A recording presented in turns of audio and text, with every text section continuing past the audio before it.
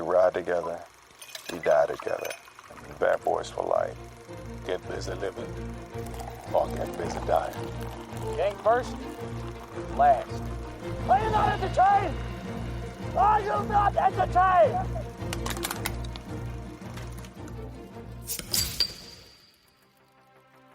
Welcome to Brews and Reviews with Mick and Pat. I'm Mick. And I'm Pat. And each week we sit down with you degenerates to pretend we're certified cicerones and cinephiles. That is right. So grab a cold one and join us as we review Wiseacre Brewing's Tiny Bomb and give our first takes of Fallout. And if you've been with us before, you know what time it is.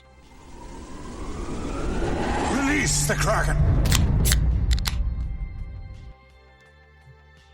Alrighty. Mm. That smells good, Well, I think. To me. I mean, it kind of does, but I think that's because I'm just trained. It's just trained. Because I also, like, my brain's also like, beer, but then it says, dog food. Yeah. What is, did we check the date on the can this week? No, I don't think there is a date on the can. No, because if you joined us for our last Brews and Reviews, the beer we had, the beer that will not be named. Why not? I mean, yes, we should. This is the Strawberry Moon We by Launchpad. We freaking roast Hooch Booch. I think we could. This is the new, the Strawberry Launchpad and the Hooch Booch should get together and have a baby. The Strawberry Launchpad was honestly worse than the Hooch Booch, I think. Oh, yeah. You know what I mean? Hands down. And so this week, we are after something different. This week, we're after the American Pilsner by Wiseacre Brewery. And on this can here, I like it. It's bright. This feels summery. This is kind of one of the first warm weeks of summer we've had, you know? Yeah. It's kind of that shift from spring to summer's happening. And Pilsners, for me, are always a good summery beer. And this got this summer vibes on here. But in the background of this summer vibes is a bomb with the fuse lit, about to go off. And A tiny bomb. it is a tiny bomb right back there in the corner. And we got 4.5 alcohol by volume. Not much else written on this besides that it's brewed by the good folks at Wiseacre Brewing Company in Memphis, Tennessee. Which, here's the thing I've realized. I've definitely started stepping out on local Colorado breweries because my theory is if a brewery, gosh, there it is. Here it goes. Just can't even speak straight. If a brewery, hey, will you just say it for me? If a brewery, from independent brewers in like is out of state and can, make it to Colorado with the type of competition that is here, then I kind of think that it might be better than 50% of the, independent brewers that are in Colorado. That's kind of some of my logic there. Because they've had to fight their way in. Yeah. So I don't know, but I definitely think there might be something to it. The what I do like about the head of your beer right now is that looks like pee. It does. That looks like pee. That looks like it's like the soapy bubbliness of a like later pee. It's like a 49-year-old male. What the hell? That's my pee. That was my pee this morning. Well, I'm just saying he woke up in the morning. I'm a 29-year-old male. And he'd maybe had partook the night before of the nighttime things. And that's what your beer looks like. Just a fresh morning pee. But I'm not going to judge it based off that. I'm going to judge it based off of its flavor, off of its taste. But before we get into the taste of this beer, let's see who's brewing it. And we got two brothers, Davin and Kellen Bartosh. Wow. Some Davin. I don't, dude. Yeah. When I just hear Davin, I'm like, that is a white kid born after 1995. Davin and Kellen. Hey, you can't blame their parents. You gotta blame their parents for it. And I love it. At the top of the page it says, "Teamwork makes the dream work." Classic. Love it. I bet those guys came up with that line. That's awesome. But on here it says Our Journey. And I actually like their Our Journey, Our Story page. They actually have a map of starting in 1997 leading up to 2013, these brothers' kind of adventures. And the adventure starts off with 1997, steal parents' rental car and drive to Sam Adams Brewery while in high school. So that's how these two kicked it off together. Little Grand Theft Auto, underage drinking at Sam Adams Brewery. Fast forwarding through the years. How did they do that? I mean, I don't know. It doesn't say. It just says they did. A little bit of shade to Sam Adams Brewery for letting these underage minors get in there. But then it has some of their stuff. Being college freshmen, going to Oktoberfest, getting their first jobs as beer distributors, and these sorts of things. And it goes through the years. And then one of the guys, Kellen, became a level 2 certified Cicerone. And but that idiot paid for it too. Yeah, exactly. We didn't pay for any of our certifications. Yeah, exactly. And as a fake Cicerone, I will say I didn't know there were levels to it. You're a fake Cicerone? We pretend. I just downloaded someone else's certification and just Photoshop my name onto it. Get like a badge. That'd actually be a great idea when you walk into breweries. If there was like an official Cicerone badge, then you could make a fake. I bet everyone would be like, "Oh my god, it's this guy." Yeah, but then they'd be like, "Oh, try our beer, getting the free drinks." I don't know if they would, dude. I feel like Cicerones and sommeliers are like detested by small craft breweries and wineries. It could be true. Think about it. Do you want the ATF showing up to your gun booth? No, I don't. Oh man. So these guys out of Memphis brewing beer for a while now.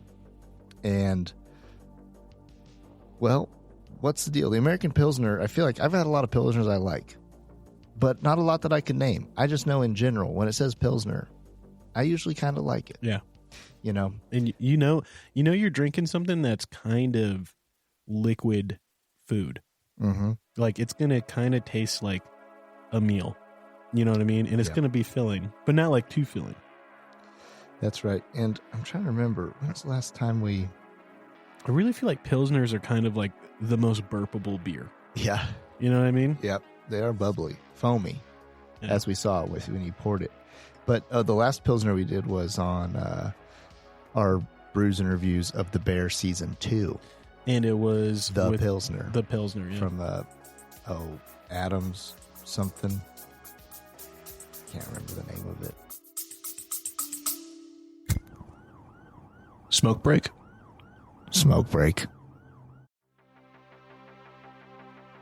Hey, Ken, it's Mick, and I've got something important to talk about. We all hope we never find ourselves in a self-defense situation, but life's unpredictable. Enter the National Self-Protection Plan from Attorneys on Retainer, an actual credible law firm you can put on retainer for your self-defense needs. For just $35 a month, you get national coverage in all 50 states for criminal and civil legal representation in self-defense situations, complete with a 24/7, 365 toll-free emergency line. That's real legal support when you need it most. What's in the package? Bail bonds, scene cleanup, firearm replacement, even mental health counseling. Plus, 0 fees for a laundry list of defense-related costs like expert witnesses. So support the show and get yourself some peace of mind. Click the link in our show notes or visit our sponsors page to sign up for the National Self-Protection Plan from Attorneys on Retainer. Hey folks, Pat here. If you're like Mick and I, you're a fan of classic tales like Lonesome Dove, Blood Meridian, The Three-Body Problem, and Steinbeck's East of Eden.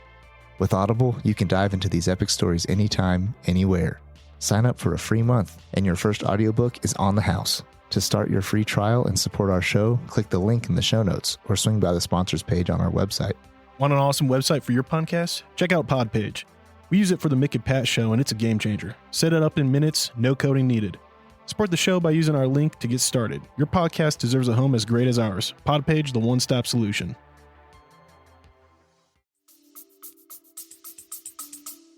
It's the folks who have the beer on the can.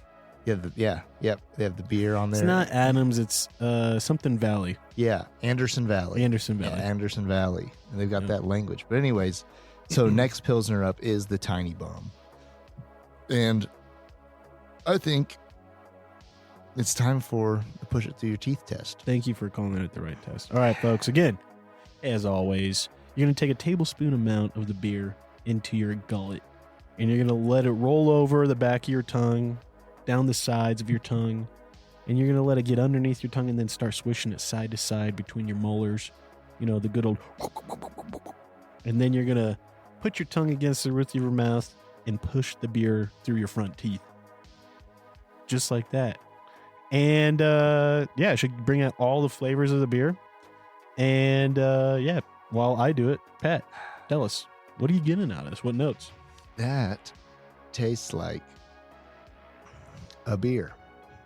I'm trying to grab any. I don't have any. I have to do a secondary one on that one because it's just it just tastes like a beer.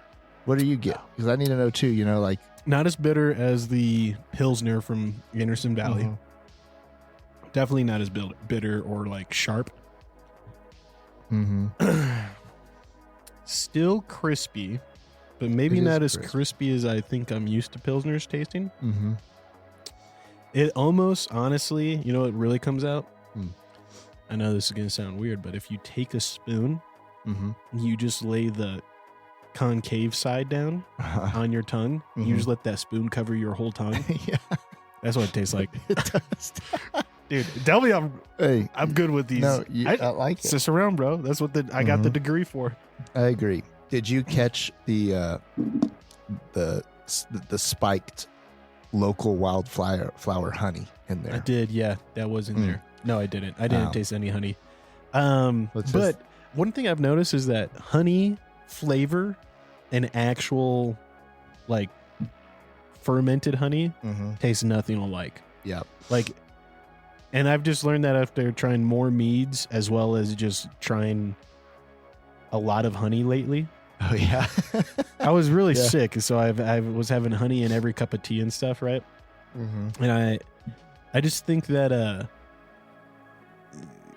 I don't know. I don't think we would taste. You wouldn't know what you're like that's spiked fermented honey, right? That's within it, whatever. I feel like I learned it like when I was 21 and I'd see something that said honey on it and I'd get it because I was thinking it'd be honey-ish. Then it just tastes like a beer. Yeah. You know? Yeah, which I like, dude. I like mead a lot. It's good. Yeah, I mean, it's good. For the first beer that I've actually had in a long time, because I could not finish that Launchpad brewery beer that, what was it? Red Moon? Blood Moon? Not Blood Moon. Strawberry Moon. I just could not finish it. I got maybe like a quarter through the can before I was like, dude, I can't do this. So I'm going to say this. I'm going to drink this whole beer. I think it tastes good. And I think it tastes like an American Pilsner. I think it honestly is actually a pretty good one. Like I'm going through my head and I'm like, I don't know the last time I felt like I had a Pilsner this balanced and not too bitter. It's honestly like I want to chew the beer. Like the flavor's so good in my opinion that I want to like kind of chew on it. Really? Yeah. And it's like, I don't know, man. Maybe it is just that dog food weediness that maybe it reminds me of like dry cereal a little bit. That just is dog food, I guess. Yep. I guess I'm just describing dog food. I guess everyone just realized I eat dog food. So mix it home just like eating. I don't even have a dog. Yeah. No, I don't know. I think it's good. Tell me, what do you think? I think it's good. I also think I'm giving it a no thumbs because I feel like I think we gave the Pilsner no thumbs, or maybe one thumb. One thumb, and I guess maybe it's hard for Pilsners to rise to this wowing factor, but it's like I feel like I could get any, domestic. Like I could go into like You really think so? You think any domestic is going to be this balanced? Not any, but like any's very strong, you know. But what I'm saying is, I feel like I could be just as happy with like a Coors or a Rainier as I am with this in my hand, which I know that's going to make some people upset, but that's just how I feel. And it, you know, that's where I'm at. No thumber for me. All right. But not a thumb down, just a beer to me. Yeah, I'll be honest. I mean, I don't think it's like knocking my socks off, but And that's what I'm asking too. It's like, can a Pilsner knock your socks off? I don't know. I guess I've yet to have one that does. Right. But I'll say this. I think it's good. Mm-hmm. I think it's better than Yingling, however you say that beer. Mm. And I do like Yingling. I think it's better than Coors. Mm. I don't know if it's better than Coors Banquet. Mm. Yes. And honestly, it does taste like Coors Banquet. Yeah. So, yeah, I'm going to give no thumbs. And you know what, though? Here at the Mick and Pat show on Brews and Reviews, that's a good rating. Because, and in case you forgot, the scale goes all the way down to 4 thumbs down. Mm-hmm. And all the way up to 4 thumbs up. So a no thumbs is in the middle, baby. Mm. That's your no thumbs is going to college. You're in getting a liberal arts degree. Yeah. And afterwards, still having a very successful career in telemarketing. Yeah. Yes. So, like, nothing to be ashamed of. You put bread on the table, baby. Mm-hmm. And your parents are proud, and you got kids that are going to college, and they're hopefully not going to get a liberal arts degree. All that said, it's good. And no thumbs up is still a good rating here. So, hey, Wiseacre. Mm-hmm.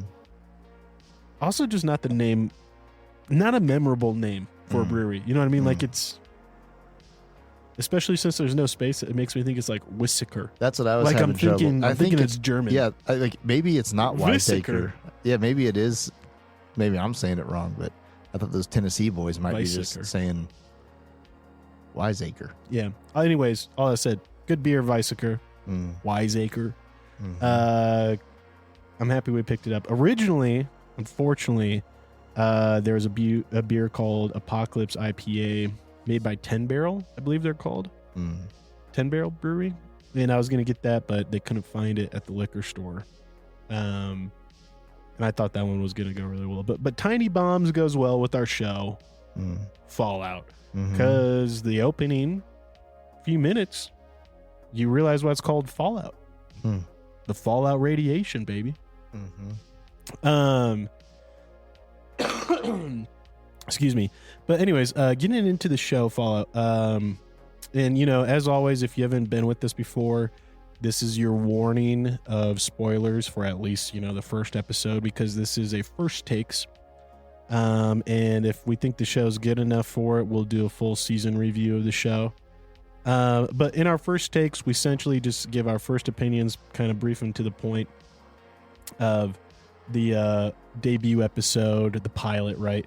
And with that, there's no real way to do that without giving some spoilers of, you know, the first episode. So no season-wide spoilers here, but definitely, like, just to be aware, if you're hoping that we don't spoil the show, don't listen. But in that, Fallout, which is based on this awesome video game series, the plot, you know, from IMDb is in a post-apocalyptic Los Angeles brought about by nuclear decimation. Citizens must live in underground bunkers to protect themselves from radiation, mutants, and bandits. It's based on the massively successful RPG video game series where players of the game must survive the bizarre and deadly wasteland of a post-war booms America. Post-war booms, if you're not familiar with that terminology, that's just like the term for the post-1950s into 1960s, pre-70s revolution, right?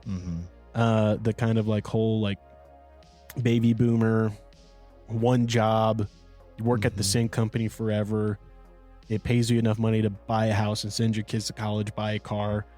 And it's, you know, it's like that classic, very like patriotic commercial or vibe. I think a bit like a really good show or movie that everyone has seen pretty much that encapsulates that feeling, or maybe like coming to the end of that kind of Cold War, post-war boom feeling is the Iron Giant.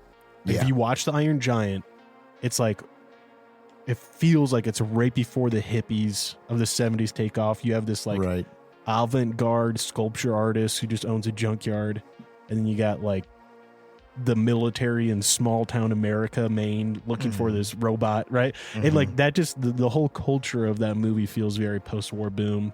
Yeah. And that's the world of Fallout 2, which is great because you're gonna watch the show and you're gonna get great classics from, you know, Dean Martin and who else was some, I'm trying to think of some other ones who were like some big old, They threw some Johnny Cash in there. oh yeah, Johnny Cash for sure. You know, The Highwaymen, made up of Johnny Cash and those other, like, you know, kind of big country singers back in the day. Also, Frank is in like, he does a lot of those songs. Frank Sinatra. But anyways, music like that, the bopping music of the 50s, is often played to the scenes of visceral, maybe over the top violence. And that's kind of the show in the nutshell. If anyone is going in and thinking like, oh, this is going to be a seriously dark, serious toned show of apocalypse in America with cultural commentary, I don't think it will be, because that's not what the games are.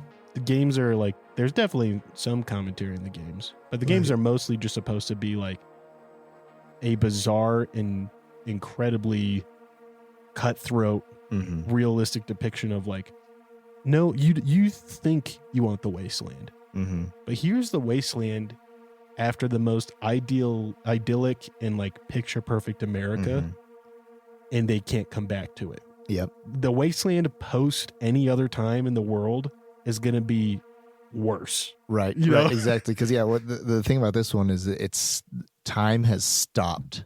You know, and that's kind of why they're playing old music throughout, and like even like the in the vaults, like their culture, their civilization is like still very post-war boom. That post-war boom.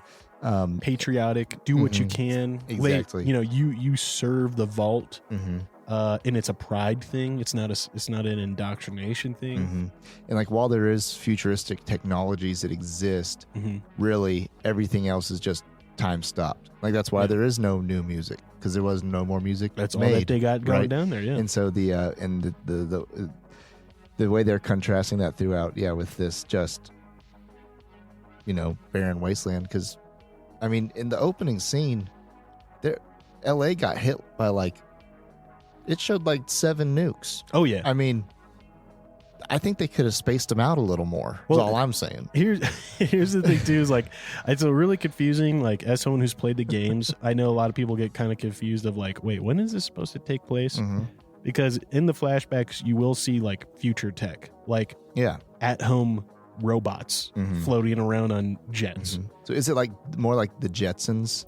So like, it was 1950s, 60s, but we were in the future world? Kind of. Does that make sense? Yeah. So it's essentially the bombs fall on in 2066. I believe it was 2066. It might have been 2077. I can't 2077. Yeah. Yeah. But then essentially the reason 2077 looks like 1950s America is because the whole philosophy is that after the like nuclear bombs of World War II, we're like, and we figured out nuclear, like, you know, atomic technology necessarily.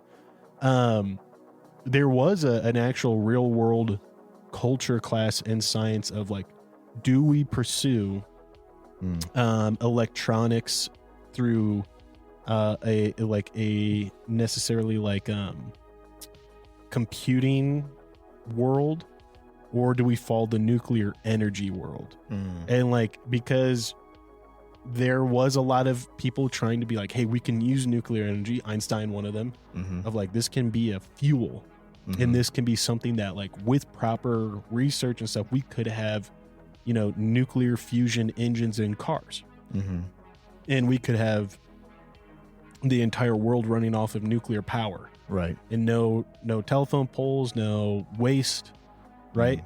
And then there was also the pull of like, yeah, but look at this thing that is a computer, and we can focus on like making it more advanced and faster, and like it can do the job of a whole room of, analysts. Right. And it, at the time, we had full rooms of people just counting shit. Yeah, exactly. And the computer was like, I could do that. And so, all that said, we went down the route of like not pursuing nuclear fusion and energy, and the whole idea followed as like, no, they actually went that direction. So that's why like you'll see like it's 2077, but there's still black and white tube screen TVs. Right. It's 1977, but there is still, it's 2077, but there's still like vintage big gas guzzling cars because they don't actually use gas. They're all running off of a small nuclear power cell. A big one that I really love, and I'll talk about later as a plot point, is like you see a lot of like Cold War and World War II guns in the games. There's also giant plasma Tesla coil weapons, right, that are like, okay, that wasn't in World War II. Yeah. And so like there's just stuff like that that's pretty sweet. The power armor that we see the Brotherhood of Steel uses, that's nuclear fusion powered off a little power cell. And so it's just, that's kind of the idea there, but it's also why you like don't see like a very high tech heads up display in those helmets. It's why the helicopters look like a fairly rudimentary. Yeah, 1970s version of a what are those twin engine rotating? All I can think of is that in the games they're called vertibirds. Ospreys. In real life they're called ospreys. So all that said, that's kind of the reason for the aesthetic and the theme. And it's a world where like America never effed up in Vietnam, never effed up in America stayed on top and patriotic as stayed hell. In that white picket fence, 2.5 kids and a dog. Yep. And so all that said, that's kind of the setting of the show and the game. And like Pat was talking about, we follow 3 different characters. One of them is, I can't remember her name off the top of my head. Played by Lucy. Yeah, Lucy. She's played by Ella Purnell, who I've never seen her acting live in other stuff, but I really enjoyed her as a voice actor in the League of Legends show. I can't remember what it was called. She played a character named Jinx in there, and she just was phenomenal and incredibly well voice acted. But anyways, her character is a young lady who's about to get married to another vault dweller from a different vault because they can't have too much interbreeding because then they'd destroy their gene pool before they go back up to the surface. Yeah. And it's like already like I feel like it's kind of probably weird for some people who didn't play the games and aren't anticipating like how weird this game is and like how legit like tongue-in-cheek joking and kind of silly it can be. Because in the game you go to vaults well after they've opened and you find out that like only like 1 in 5 vaults were controlled like even population of men and women and like normal.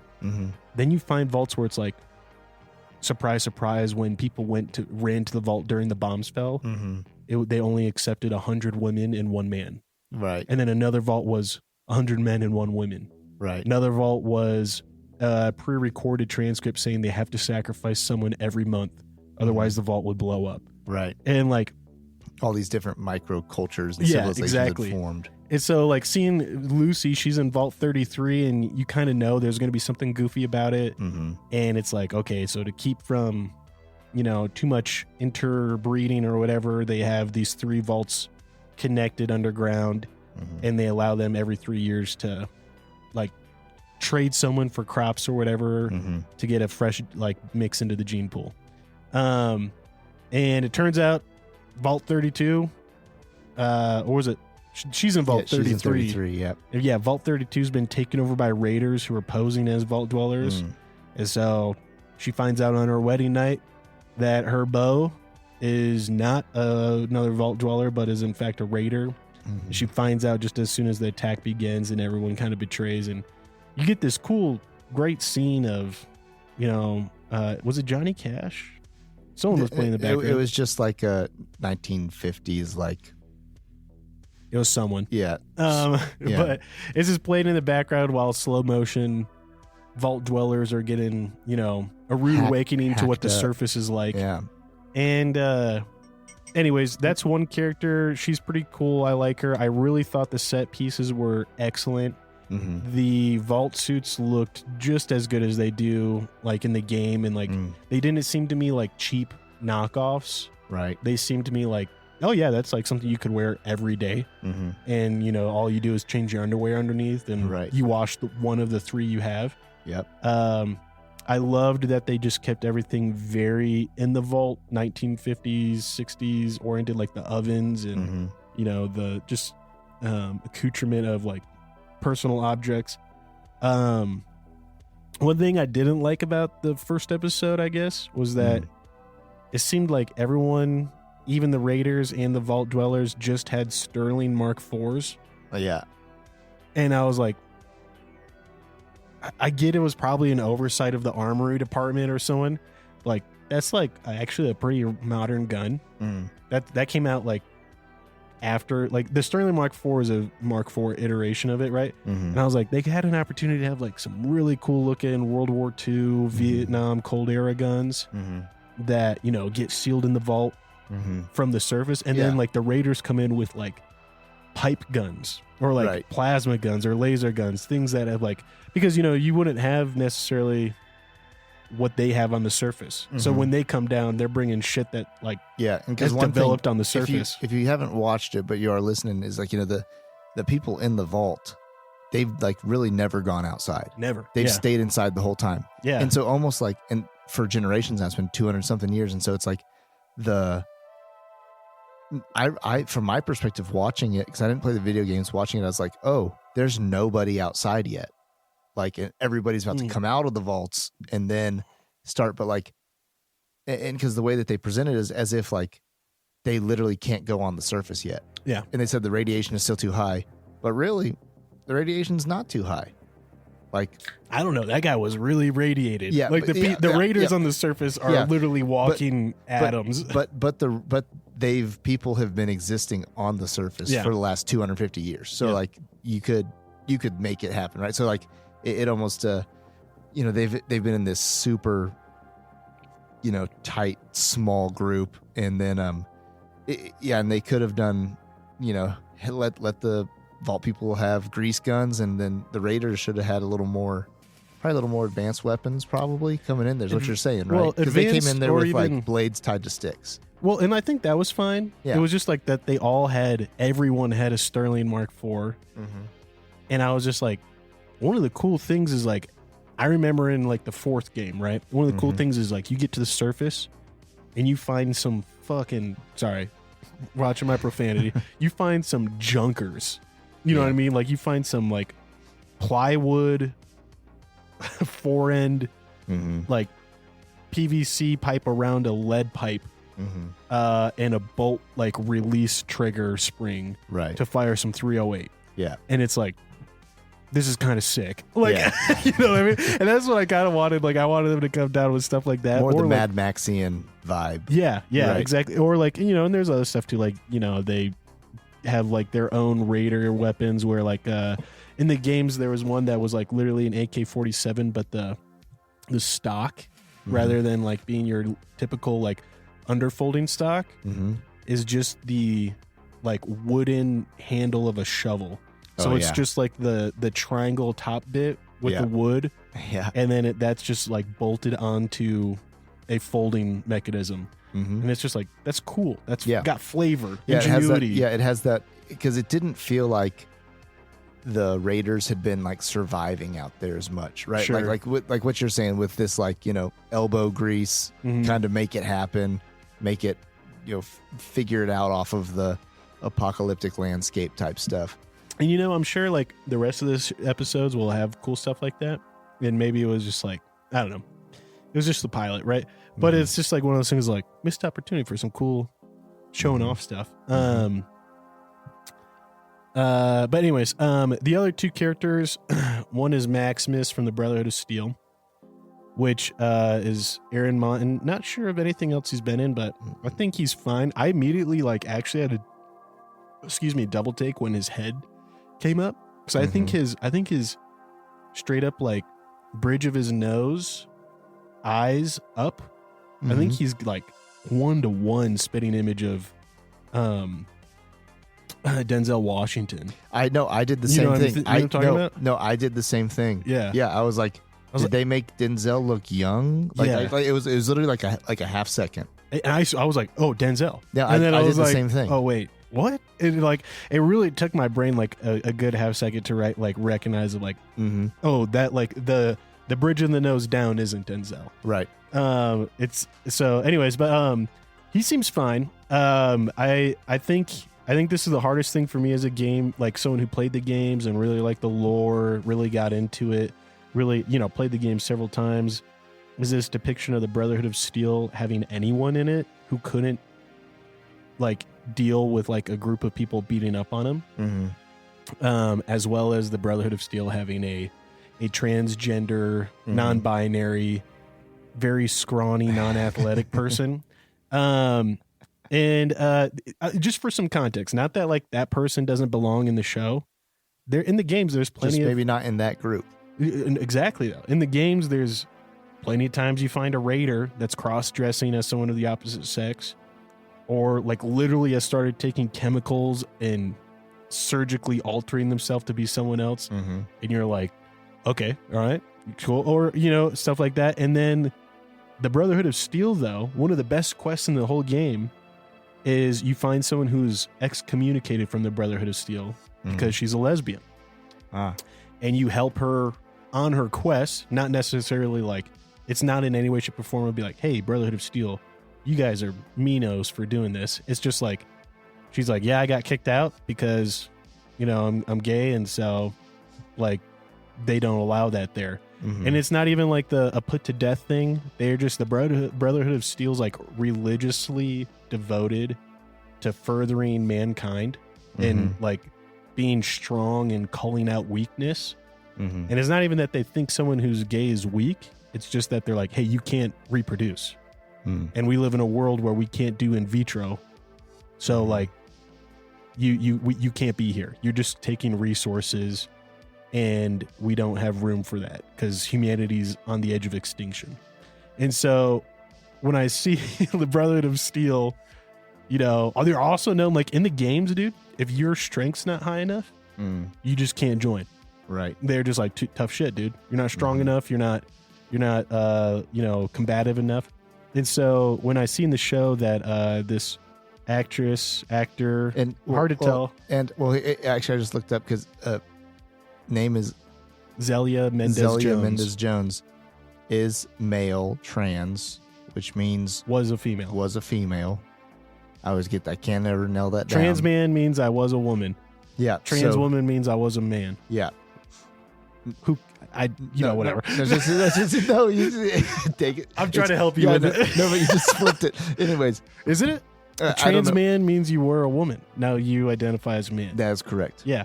That's correct. And so he was, were we supposed to think that was a dude? With that... I'm sorry. I almost said basic bitch mustache, but okay, look, dude, I had that mustache when I was a 13-year-old boy. Yeah, and I have that mustache right now. Yeah. That's okay. That's true, I guess. But, actually, to their point, maybe maybe it worked. I don't think anyone really bought into it. I was looking on the Reddits and stuff, and everyone was I don't have a problem at all with a trans person being cast in the show. It makes sense. There's plenty of places in the world they could have been. They're but dude, if I'm supposed to believe that this scrawny twig is in the Brotherhood of Steel, that's really hard to believe. Just because it's it'd be honestly, how believable would it be to see a active duty trans Green Beret?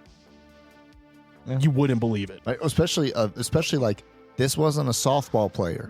This is 82 pounds. You know what I mean? Anyways, so all that said, I think the actress is fine. Yeah, they just forced it in there off the gate. The gate. It definitely felt forced. I do like though how they weren't like, it didn't feel necessary. It felt like a forced casting for like diversity, but it didn't feel like and this person's trans. Like, like they didn't, like the scribe interviewing Maximus referred to Dane as them, and Maximus was like, yeah, you're right. But it wasn't like no one misgendered, and then Maximus was like, actually they go by them, right? You know what I mean? I was like, all right, cool, all right, I'm fine with it, it's whatever. I don't think, that was my really only nitpick. And it doesn't even seem like that character is going to show up again, I guess. Especially for not being a main role in the thing. Whatever. But the other character, Maximus, is cool. He just seems like a little weak, maybe weak-willed. He seems built, and so I was kind of wondering, I was like, this dude looks athletic. How are these people beating him up? And I couldn't tell during the scene where he's being interviewed whether or not he stuck the razor blade in the boot. Yeah, dude. He's crying and like emotional, and then he just like does this really serious, like his voice drops a couple pitches and he gets like very serious. Is it wrong that I wanted it? Yeah, and then like by the end of it he's like crying again, and I was like, I don't know if this was bad acting or am I supposed to believe this guy's psycho? Well, and here's one thing too. Because did he put the razor in the boot? I think we're supposed to believe that. Here's my insight from like just playing the games. Yeah. I think we're supposed to believe that all of them are psycho. All of them are sociopaths. Literally, Lucy says okie dokie and deals with like just when she encounters difficult things, it's like she can just flip a switch and be like okie dokie and like just deal with it. Right. She just didn't seem that shaken to me by like seeing a lot of people die, right. Like a lot of her lifelong friends and community murdered. And then Maximus, I think we're gonna find out he did do it, and he's just like such a easily like maybe not schizophrenic, but just bipolar sociopath. I think bipolar. We saw a scene where he did snap, like uncontrollably. For sure. I don't know. And then, of course, Walton Goggins. And that's who I'm here for, baby. Me too. I'm here for the Gog. He plays someone known as the Ghoul, but he used to be, before the bombs fell, really successful TV cowboy. I think essentially he's supposed to be like the rifleman or Gunsmoke, and he just is so charismatic in his body language and his facial expressions, and honestly I really do think it is him and whoever the child actor was. She was great too, but him and his daughter in the opening scene when the bombs fall, and seeing his like frozen parental like paralyzation of like no, and like just the slow realization on his face, I felt like really hooked me. Yeah, and I feel like not even slow realization, but like slow acceptance. Yeah, slow coming to terms. But meaning like, because like the thing was like he was because we learned previous, like in the right before in the scene, we learned that he's like been to war and knows about stuff too. Been in the Marines, right? And so then knows about nuke bombs. He just like when this thing went off, he knew like this fate was sealed. Yeah, he just knew it. Yeah, and then like this like. So he wasn't like frozen, like he couldn't get into action, but just as he was frozen in that he knew there was nothing to do. And then he did do something, but like, that was kind of like just this like. It was pretty sweet. Yeah, it was definitely gripping for sure. And I was like, man, this dude is like what I'm here for. And now he's dead. He's out of the show in the first 5 minutes. Well, I knew he wasn't because I'd seen him make-upped as the Ghoul. Right. But he's a ghoul, and in the world of Fallout, a ghoul, if people are like, how the hell is this orange skeleton walking around? A ghoul is essentially just a result of the radiation that pretty much makes you like immortal. Like your brain and your body slowly decompose. It's like somehow like the radiation makes the human body decomposition match the decomposition of the type of radiation. And so like you no longer need to eat. You need to still breathe kind of a little bit, but like not really that much. And eventually all ghouls go feral. to the point where they just like their brain rots away so much that they just become walking zombie husk. And so that's kind of like, I'm hoping to be like the crux of his plot point of like the emotional, like, oh, like he's starting to go feral, how sad, like, and he's only got so much time left, right? I'm kind of wondering if they'll do that. But we find out, 200 and what was it, 71 years later, that he's a ghoul living underground, waiting to be awoken for the next bounty. And he's a cowboy ghoul. He's a gunslinger ghoul. And he's a gabagool.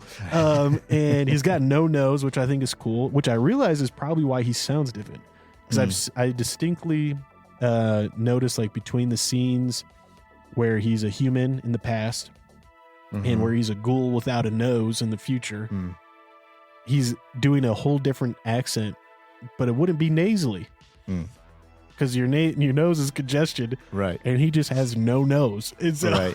It's like, I don't know. I just noticed. I'm not sure it's like the right accent, but he has a distinct accent that he chooses for the ghoul versus like him in the past. Maybe that's because of the prosthetic, Actually, I don't. Like he's I not don't choosing know. it. Oh, sure, yeah. Like it's because there's something on his nose, like a green screen. Yeah. I don't know. But anyways, all that said, he's excellent. It comes off immediately to me as like villain. Yeah. But he's the bad guy that I want to win. Exactly. He's villain, but not really the villain. Because I think someone like Maximus could be the real villain. Like the real unhinged. Like he wants glory so bad that he could be the bad guy. And he doesn't want what it takes to get it. Yeah. Like what if he is cutting corners? What if he is sabotaging? All I said, I like the entourage cast, the ensemble cast. Kyle MacLachlan, you get him for like 5 scenes. He has like 30 seconds of dialogue, which, maybe that's all they can afford because he's kind of a bigger, more older name. I do have a theory that Lee Moldover somehow is going to be the ghoul's daughter. And that's coming from Billie Jean. And I think that's why the ghoul, when he heard something about Moldover from the people who woke him up, is why he wasted those guys. It's got to be his granddaughter, right? No, because 200. Is she a ghoul then? No, but one of the vaults, at least one of them that from the games, the whole thing was that you just go into cryo. Oh no, anti-aging. Okay. Yeah, and so the experiment was like, what would happen if you woke up some people and trickled them rather than waking everybody up at once? How would humanity react in this vault? And so there's a good chance that she was just cryoed and he actually got on the horse and rode her to the vault. Because here's the other thing. Look at his colors. Look at his uniform. You know what I'm talking about from the birthday party? Look at the vault suits. Yeah. I think he is like the spokesperson for vault tech. Oh, yeah, okay. And they based the suits off of his like Gunsmoke outfit. Okay. And so I think like he's definitely got a vault set up for him and his family. All that said, I think the main characters are cool. I'm excited about him. I do think it's kind of funny though that like Fallout 3, which was the first one that Bethesda made, the main story kicks off as you have to find your dad. You're a vault dweller. Your dad took off for some reason. And now you're getting kicked out of the vault. And you got to go find dad. Fallout 4, you wake up out of cryo. You got to find your son, who ends up being the leader of an organization, and his name's Father. Fallout TV, you got to go find your dad. And I'm not expecting too much out of the plot. Like, right. I feel like we're kind of been here before. Because she's already the quest is for her to go find her dad because he got taken by raiders. That's what I'm saying. Yeah, it's literally just go. It's the same quest. Needs to go find his kid. All right. And and we don't know about Maximus's parents. I think you're right. I don't think we know for sure. We saw a flashback because he went Indiana Jones in the fridge into the fridge for the nuke. Yeah. Imagine who knows? It might not even been the nuke. It might have just been But I think his parents are dead. They got raided. Yeah. But anyways, I also felt like the choreography this first episode, the fight scenes, had that like unfortunate side effect of like again, the person who was doing the visual effects wasn't there to help choreograph. And it just felt like off-paced. Like, you know how like someone's jumping and swinging a knife and then the blood squirts out in the like kind of wrong direction. Right. And I'm just like, seems to me like the choreography pacing is a little off. Maybe just like, or maybe amateurish with like how they did the effects. But I thought all the CGI, I thought the muzzle flashes and the blood looked really good itself. I think I couldn't tell, and I had to look it up. I could not tell when the Brotherhood of Steel suits were CGI and when they were real. Yeah. And like, I looked it up and like, they did make several of the suits for like, you know, in being in the shots. So I legitimately, and it doesn't look like plastic to me. No. Whereas like, I love Halo. Halo's probably one of my all-time favorite games. It's what, you know, probably put me on the path to become who I am. Yeah. Like as a boy, right? Dude, the Master Chief suit looks like flipping rubber. Looks like the one in the show. Yeah. It looks so bad. And I thought the armor and stuff in this looked pretty good. There's none of like the Raider stuff that I was like, okay, that's weird. Like that just looks cheap and cheesy. Right. So, I don't know. What about you? What do you think of like the sets and the costumes? I thought it was all well done. I did feel like if I didn't know it was based off a video game, I would have been like, what the heck is going on? Because there is this like, you know, random cowboy town where there's still a guy wearing a poncho 237 years later. But like, you know, like, but then if you looking at it through video game world, you're like, oh, this is the level where it's the Western town people, right? Bro. Like these are the Western town characters. Or like, oh, this is the, you know, the like each faction was like so vastly different. It was just kind of like it made sense. Like, oh, this is video gamey, not like if this had been written now. If someone came up with the idea now and just wrote a TV show about this story, it would have been very different. Yeah. But so I feel like it is good. It just I feel like you do have to know in the back of your mind, like it's based off a game. It's based off a video game. And a video game that started in like 1997. Yeah. A video game that not only like started by someone else, but it was like survived being in the hands of different writers and publishers. From 1997 to 2022. Was the last game. Yes, that's a lot. There'll be another one. That's a long time. So. Oh yeah. And I think it should feel that way. I would have been upset if it didn't feel gamey. Because like the game itself is almost sometimes so aware it breaks the fourth wall sometimes. And I think there's a lot of things people just don't know, like that they like culturally we get to enjoy that really do come from like the Fallout games, right? Like making them popular. Like, you know that song, I Don't Want to Set the World on Fire? Dude, that song's resurgence is entirely, I think, owed to Fallout. Same with Marty Robbins. You know, like the Ballad of Marty Robbins and like how he's got, you know, his classic Red Album cover. And like that's kind of a big deal in gun culture now and like gun culture memes. Dude, Marty Robbins was completely forgotten before Big Iron was played in Fallout New Vegas. And everyone was just a post-apocalypse cowboy walking around. That's what, like, one of the things, I guess, with the games is like, in all the games, there's always radio stations that you can just tune into that are playing in the post-apocalypse. It's all old. It's all old music. And like, that's how I found, you know, that's how I actually found like I enjoyed Johnny Cash, Frank Sinatra, and Marty Robbins was because of the Fallout games. And I know that's like, my wife was talking, she was joking about how when she was growing up, her brother would literally every morning after he got Fallout 3 just wake up belting out, I don't want to set the world on fire. Oh yeah. I just want to set a fire in your heart. And like, that's just what he's saying every morning. You know what I mean? And she was like, I didn't know why he's saying that for so long. Right. And I was like, oh, I know immediately. Like, and so it's one of those things I think too, like kind of the resurgent and like modern day dudes like our age, you know, millennials wanting to have boomer guns, like a millennial wanting, like, don't get me wrong, Band of Brothers, Saving Private Ryan, for sure. We saw those. We thought those were sick. I genuinely think like the reason I want some of those World War II Vietnam era guns is because that game made them seem like iconic. Like you're in the wasteland. There's all this piece of crap junk, these pipe guns. Then you get into this military bunker.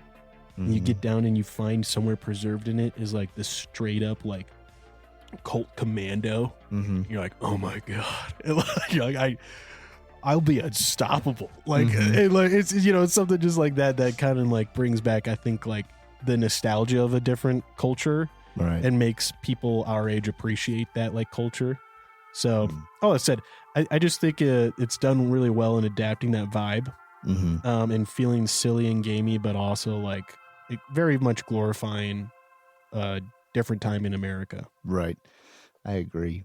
I think, what do you think, since you've played the games, what are you excited for? Oh, dude, the monsters. Dude, there are some wacky, some radioactive, nightmarish things. Oh, yeah, dude, there's like, I want to see the super mutants, and the super mutants are just like literally big green lumbering mutants that are dumb, and they wear stop signs and tires and football helmets as armor, and they swing rebar with concrete on it at you. Yeah. I want to see that, and like there's like just nightmarish like mole rats and cockroaches and big old flies, and they're all like done in like a very interesting aesthetic that like there's a consistent theme when you look at all of them of like not horror necessarily, but like all of it feels very like 1960s 70s pulpiness, like almost like that's exactly how that would have looked in a 1960s like movie where they had no CGI. It was just like paper mache puppet, kind of Godzilla-esque a little bit, like that like rubber suit. And that's how all the creatures kind of look in the game, but they look also like terrifyingly real. And I'm kind of excited to see that, because it'll be interesting to see how they blend like that pulpy look of like a costume with CGI, or they'll just have to make actual costumes and props. A lot of like what they did in Last of Us.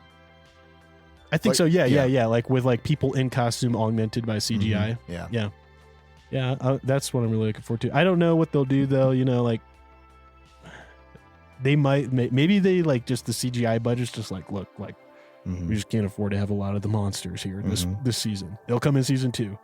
Yeah. But if they need to, I'm fine with that. And is the storyline of Fallout have such a cult following that they can mess it up? Or was this such a video game that they can really, meaning like before modern video games where people really care about like this, like how the actual character development storyline goes? It's just like, was it an old enough game where now it's like they kind of have the freedom to do what they want, and they probably have a better chance at making fans happy? They have a way better chance, because Fallout is a game where you're the character you play as total blank slate, right? Like, and so there is no set lore of what you do.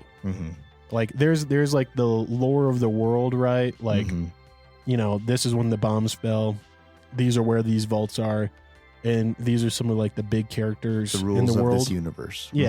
But like the game is, you pick what you want to do. And you never have a real name other than like the courier, the vault dweller, right? And so there's no real like reason that they have to do it a certain way.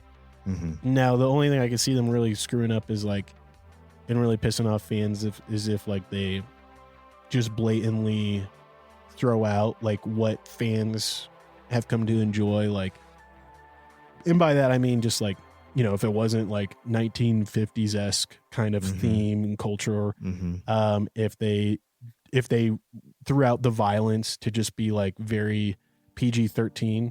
I mean, like, there's literally a thing in the game where you get a perk called Bloody Mess, and it's just 5% chance that whenever you shoot anyone, they just explode. Yeah. And that's just like, it makes no sense. But it's awesome. There's another one. It's a perk where it's called Mysterious Stranger. It's like 5% chance that the mysterious stranger shows up to like kill one of your guys. And it's literally like a noir detective in like a tan what's those? What's Trench coat. Trench coat, and then like a fedora. Yeah.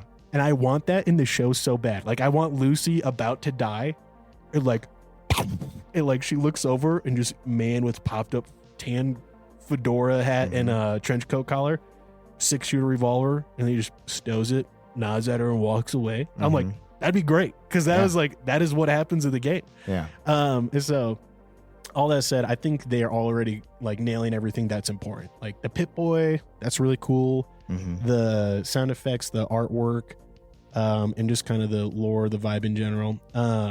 It's not like, it's not like Master Chief or The Witcher. Like, so like Halo, The Witcher. I'm trying to think of other bad video game adaptations recently. I don't know. But those two particularly come to mind just because it's like, those are games that have incredibly solid, consistent, like, media around them. Like the Halo games themselves, like lots of dialogue, lots of character development, or like throughout like the whole time, and before the first Halo game came out, they dropped a 500-page book that came out like 6 months before the game did, just for the sake of like, hey, this is who Master Chief is. This is what's going on. And those books, like The Witcher, those are all like, those games are like, they follow pretty closely to what happens in the books, and the books support the games.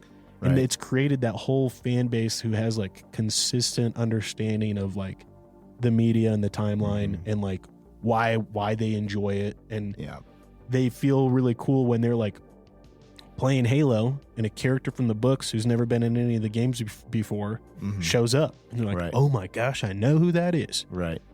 And then when the TV show just throws all that out the window, and they're Jacob Keyes, he's black now. Not that really matters, but he's married to Miranda Keyes, which in the games is his daughter. And it's like, what are you doing? Yeah. Why are we going with this? That's like one that they messed up bad was Assassin's Creed.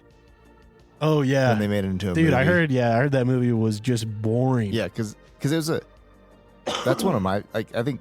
I love that game. And that has, I think, some of the best potential for movies. Oh yeah. Like, because of the settings and the different times and some of the lore and actual like real history behind like some of the stuff too. Like you could, that game made me love.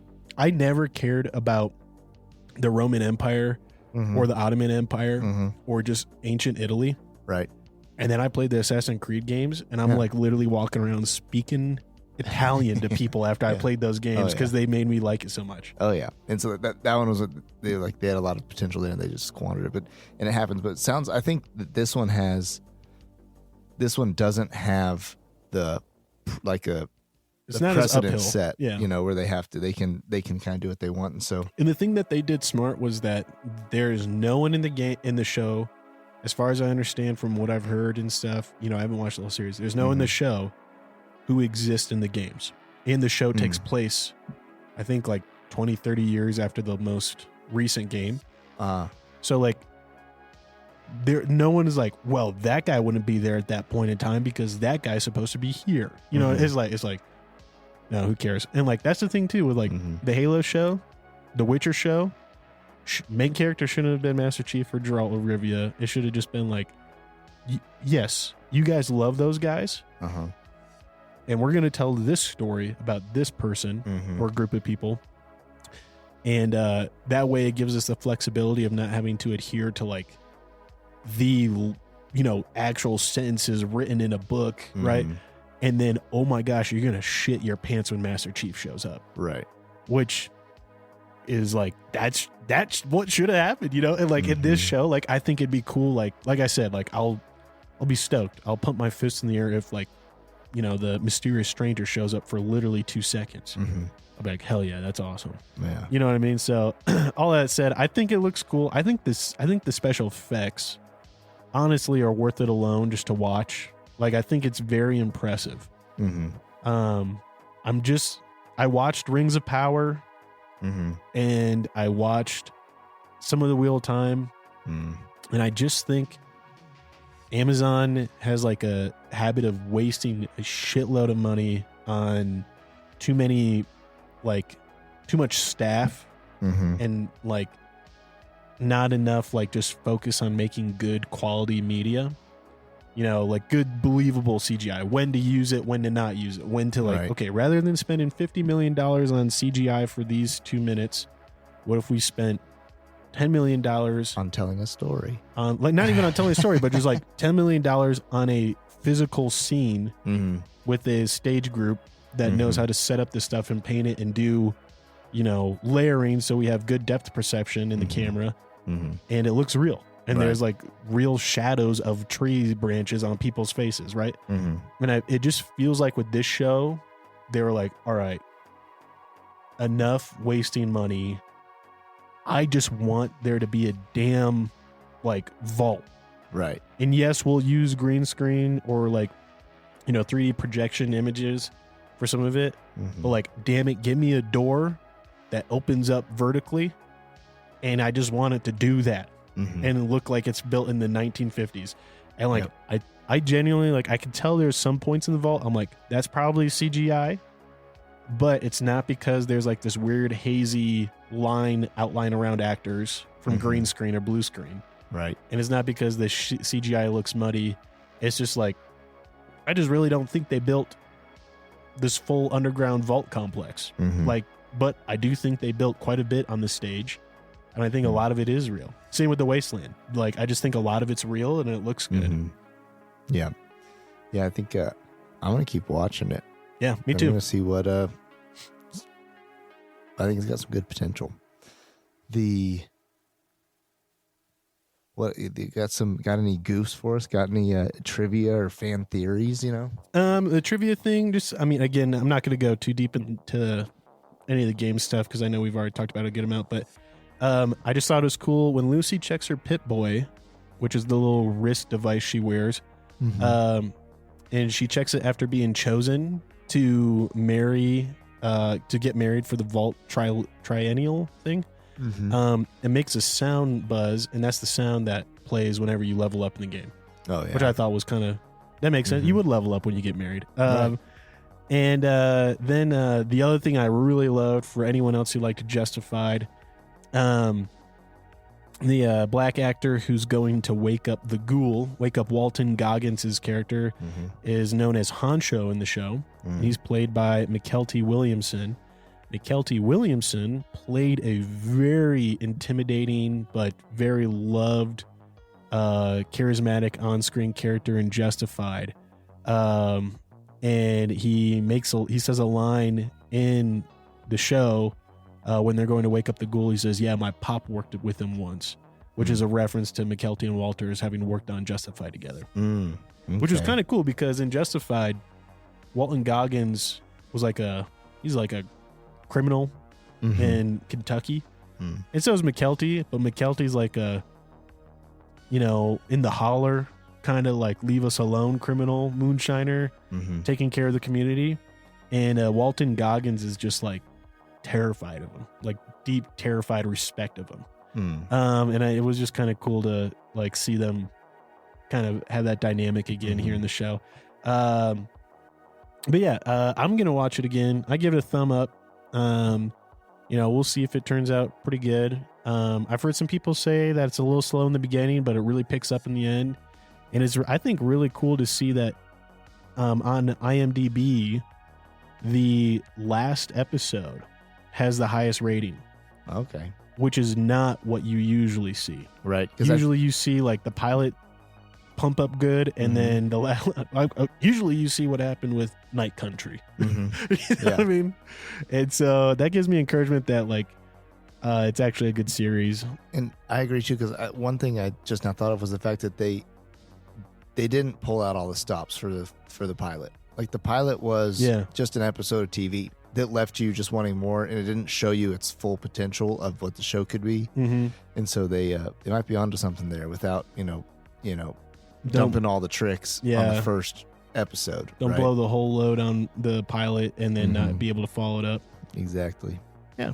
No, I agree. Also, one thing I'll say, I don't remember there being nudity. Was there nudity? I don't think so. Man butt. Oh, there was some man butt. But otherwise than that, you know, if you're one of those people who want to make sure you're not watching something that your kids are going to walk on and have to explain the birds and the bees, there's no nudity. It is very violent, though, so probably make sure your kids don't walk it out how violent it is. Yeah. But it's a lot easier to explain that than the birds and the bees sometimes. Anyways, with that, I hope you enjoyed this episode of Brews and Reviews First Takes of Fallout. We were lucky enough to have good beer and a good show this time. Rare that we get both paired up. And so let's hope that Fallout falls through.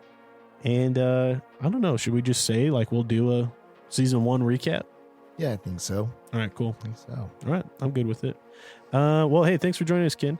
Don't forget to tune in to us on YouTube or any of the other podcast channels there. It helps us out a lot when you listen to us on a podcast platform. It goes a lot further than on a YouTube one, but subscribing, liking, commenting on YouTube is the best way to engage with us and have us dialogue back with you. Check out the website. We just got the store updated, and the store's got a lot of stuff listed in there. If there's something that you want listed in the store from our, Amazon Marketplace, let us know and we'll throw it on there. We're pretty much just throwing on stuff that we know people want to buy. I kind of think we should do some kind of like short focused review content on just products that we buy that we think are worth buying. Yeah. So like I just bought that scope. I think it's worth doing like a 15-20 minute clip on like, is this scope all it's cracked up to be? Stuff like that. Yeah, because there's 2 categories which would be like kind of like your high dollar things that you're putting a lot of money into. You want to know if it's good or not. And then there's also like just like the routine items that make your life easier that you can just have on renew subscription or whatever, things that, just things that are coming in that you use all the time, use every day. Things like that as well. I mean, Billy Jean and I were just buying Liquid Death and espresso K-Cups. And like we just buy it through our website. Yeah. Get some kickback. But anyways, thanks for listening, Ken. And Pat, you got anything for him? Till next time.